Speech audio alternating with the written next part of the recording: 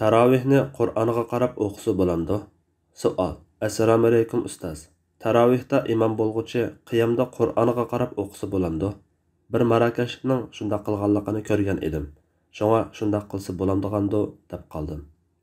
Javob. Va alaykum assalom va rahmatullohi va barakatuhu. Barliq hamd sanolar Janobi Allohga bo'lsin. Durud va salomlar payg'ambarimizga, u zotning oila tavobatlariga, ashablarga va u zotga toki qiyomatgacha ergashganlarga bo'lsin. Taravih namozi Ramazon oylarida kechada o'qiladigan tahajjud va qiyamul layl, ya'ni kechilik namozni ko'rsatadi. Muborak Ramazon kechalarida taravih o'qish mushu ulug' oydagi Janobi Allohga yaqinlashtiradigan ibodatlarning eng kattasi qatoridandir. Payg'ambar sallallohu alayhi va sallam taravih namozining fazilati haqida kimki Ramazon kechasi Allohning ajr beradiganligiga ishongan, shundaqla Allohdan savob umid qilgan holda ibodat qilsa, u kishining ilgari o'tkazgan gunohlari mag'firat qilinadi degan. Taravih namozi degan oraliqda aram olib o'qiladigan nafl namozlar degan ma'nodadir. Sahobalar taravih namozi o'qiganda uzunroq o'qib, har 4 rakat o'qib bo'lganda bir aram oladi. Taravih namozi ta'kidlangan sunnatdir. Taravihni Ramazonda masjidda jamoat bo'lib o'qishmi, uyda o'qishmi o'xshashli sunnat. Chunki payg'ambar sallallohu alayhi va sallam tahajjudni uyidami, masjiddami o'qigan. Aisha radhiyallohu anha bu vaqtda deydi-ki, Rasululloh sallallohu alayhi va sallam ma'lum bir kechasi chiqib masjidda namoz o'qib edi. Rasulullohga iqtido qilib bir muncha jamoat birga namoz o'qidi. Tong otganda kishilar kechasi o'qigan namoz to'g'risida so'z qilishibdi. Jamoat uningdimi ko'p yig'ilib Rasululloh bilan birga namoz o'qidi.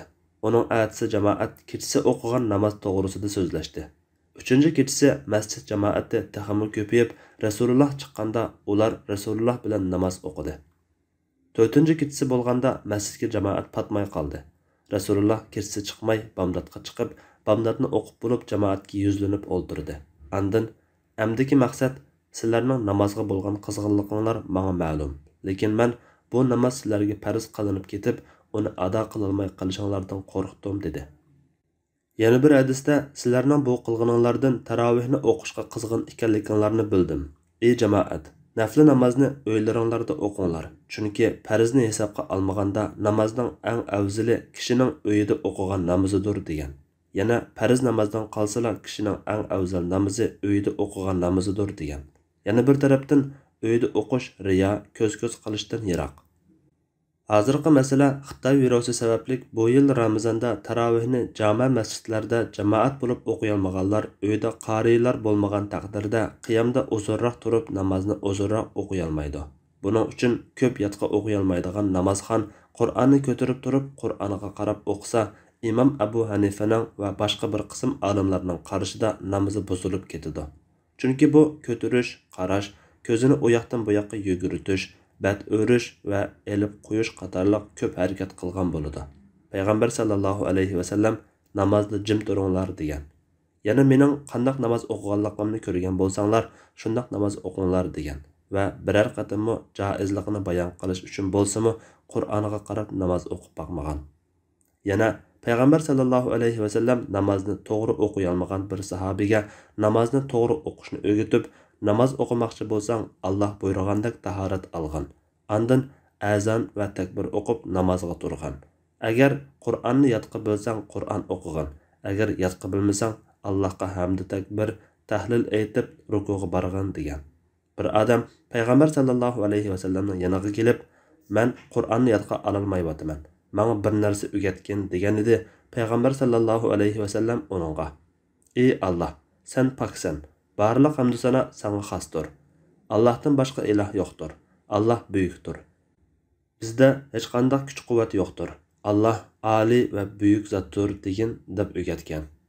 Bu hadislar namozxonning yodqa biladigan oyatlarni o'qiydiganligini, yodqa bilmasa Qur'onga qarab o'qishi kerak emasligini, balki hamd, takbir va tahlil aytadiganligini ko'rsatadi.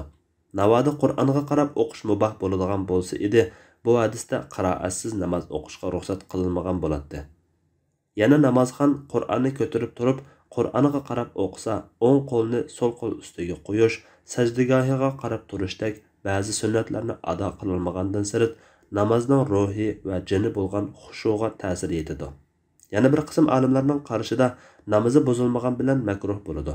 Chunki namozda kitobdan o'qish ahli kitoblarning qiliqiga o'xshaydigan ishdir. Ibn Abbas radhiyallohu anhuma mu'minlarning amiri bizni Qur'onga qarab imom bo'lishdan to'sqan degan. İbrahim Naxai, Said ibn Musayyab, Sha'bi va Abu Abdurrahman as-Sulami qatorliq salaflarmi buzilib ketadi degan. Hasan Basri xristianlar mushunda qiladi degan. İbrahim Naxai sahabelar kishilarning Qur'onga qarab imom bo'lishini ahli kitobga o'xshab qolganlikdan qattiq yomon ko'rishadi degan. Mujahid, Hammad, Qatada va Suvayd ibn Hanzala qatorliq salaflarmi makruh degan. Yana bir qism olimlarning qarashida makruh bo'lmaydi. Sahihul Buxoriyda Aisha radhiyallohu anhaga qo'li Zakvan Qur'onga qarab turib imom bo'ladi deb kelgan. Tabiinlardan Ibn Sirin, Hasan Basri bir rivoyatda Ata qatorliqlar Qur'onga qarab o'qisa bo'ladi degan. Zuhri bizning eng yaxshilarimiz Qur'onga qarab o'qiydi degan. Maliki mazhab olimlari va yana bir qism Hanbali olimlar farz bilan naflini ayirib, naflida bo'ladi, farzda bo'lmaydi degan. Gerçi bu vaqtda salaflardan jaiz bo'ladi deganda qarash kelgan bo'lsa-mu, ulardan kelgan rivoyatlarning o'ranidan yatqi biladigan kishi namoz arliqlarida namoz boshlashdan burun Qur'onga qarab takrorlab imom bo'lishimi, namozda qo'lida ko'tarmay qarab o'qigan bo'lishimi ehtimolliq. İmam Sarxasi, Kamal ibn Humam qatorliqlar İmam Abu Hanifa rahimahullohning namoz buziladi degan qarashini yatqi bilmaydigan kishiga nisbatan shundoq. Yatqi biladigan bo'lsa, tutmay Qur'onga qarasa, ko'p harakat qilmag'achqa namozi buzilmaydi deb tahlil qilgan. Buningdan qarilarning Qur'onni tutmay oldida cho'ng Qur'onni ochib qo'yib, biror yerda ezib ketish ahvoli ko'rilsa, andan Qur'onga qarab qiroatini davomlashtirib olsa, namoz buzilmaydi. Yatqi bilmaydigan kishi oldidagi Qur'onga qarab o'qisa buziladi degandek yakun chiqadi. To'g'risi, yatqi bilmaydigan kishi Qur'onga qarab o'qimay, ya uzunroq qiroat qiladiganlarga iqtido qilib o'qish yoki o'zi bilgan suralarni o'qib qisqa bo'lsa-mu rakat sonini ko'p o'qish. Chunki Alloh subhanahu va taolo namozdagi qiroat to'g'risida Qur'ondan sizlarga qulay bo'lganini o'qinglar degan.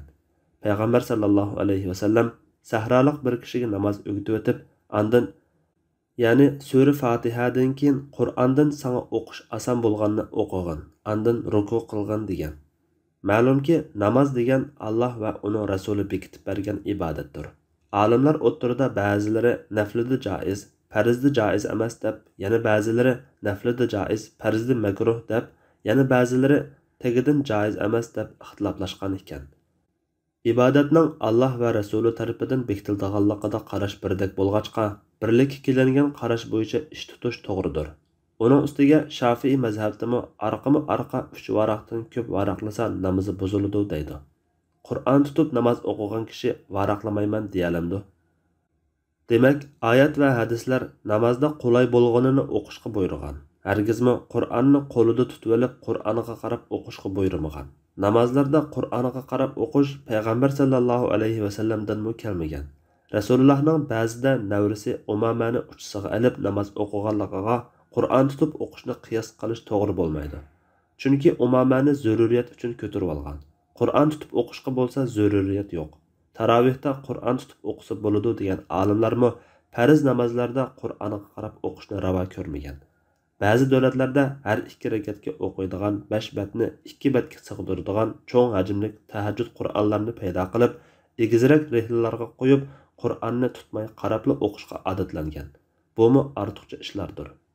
Uzunroq qiroat qilay deganlar necha sura yodqa bilsa, o'zi biladigan suralarni bir rakatga jamlab o'qisa, hatto bir surani bir rakatda takrorlasa yoki birinchi rakatda o'qiganini ikkinchi rakatda qaytarib o'qisa tamoman bo'ladi. Shunda maqsad sunnatga muvofiq ado bo'ladi. Shunga namozni Qur'onga qaramay o'qigan tuzuk. Hatto tarovihni uzun o'qimay deganlar burun yodlamagan bo'lsa, hozirgi fursatda uzun suralarni yodlab o'qisa bo'ladi.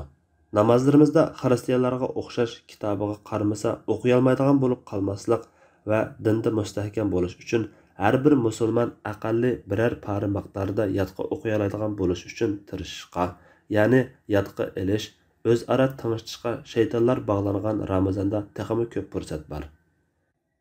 Loqma saladigan kishisi yo'q qarilar xatmida turgan ahvolda ezib ketib topolmagan chog'da darhol Qur'oniga qaramay, ruku sajdaga berib namozni tamomlab, namoz sirtida Qur'oniga qarab olib, yangidan namozga tursa bo'ladi.